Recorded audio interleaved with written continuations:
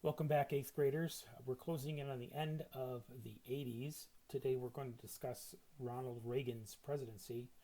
You should have a video quiz to complete and a worksheet for later.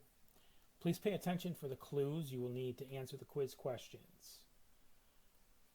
By the time Ronald Reagan became the 40th president of the United States, he was already well known, having started out as a radio announcer for the Chicago Cubs, which led to an acting career. As an actor, he was relatively successful and well respected in Hollywood, as he even served a few years as president of the Screen Actors Guild, the union for Hollywood actors. He also spent some time in the military. Mr. Reagan was making impressive political speeches before he was even a politician. That, combined with his reputation as a strong leader in Hollywood, made him a strong candidate when he ran for governor of California. From 1967 to 1975, Ronald Reagan served as governor of California, then ran against Gerald Ford in the 1976 Republican presidential primaries. Gerald Ford won the nomination, but it was Reagan's speech at the National Convention that many remember as the highlight of that year. Ford lost the election to Jimmy Carter, but as president, Carter lost favor with the voters as well as his own party, as he did not accomplish much of what he had promised.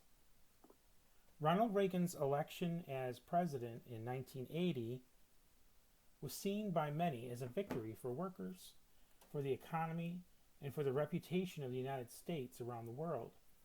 His 2 terms in the White House are still remembered fondly by many as a time of prosperity and achievement in many areas. President Reagan is perhaps remembered most for his conservative goals and a tough stand against communism. As a conservative, Reagan fought to lower taxes in an effort to encourage people to spend more money to help the economy. He believed in deregulation, meaning he thought business would do better with less government interference. Along with that, Reagan wanted to end or weaken government programs in order to strengthen private businesses. Reagan also succeeded in efforts to appoint more conservative judges to the Supreme Court, naming 3 new judges to the court during his time as president, including the first woman judge, Sandra Day O'Connor. Many would say the results were mostly positive.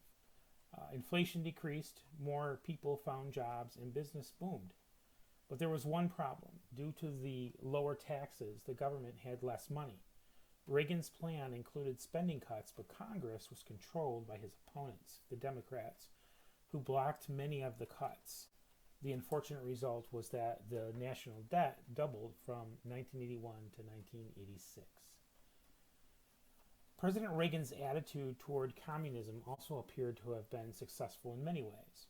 He built up the U.S. military, and his reputation as a strong anti-communist leader was seen as a deterrent to our enemies. Reagan is seen by many as the world leader who had the most impact in the movement to weaken communism.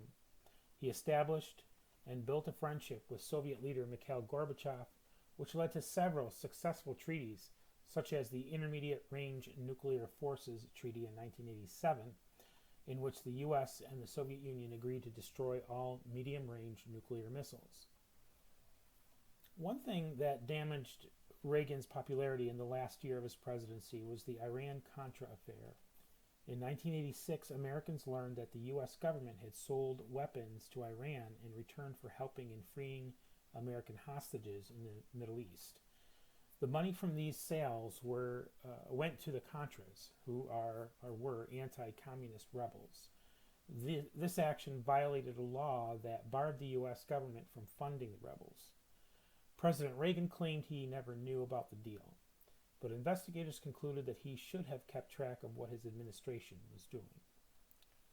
This concludes our lesson. Please be sure to complete the video quiz and the worksheet titled "A Woman Who Joins the Supreme Court."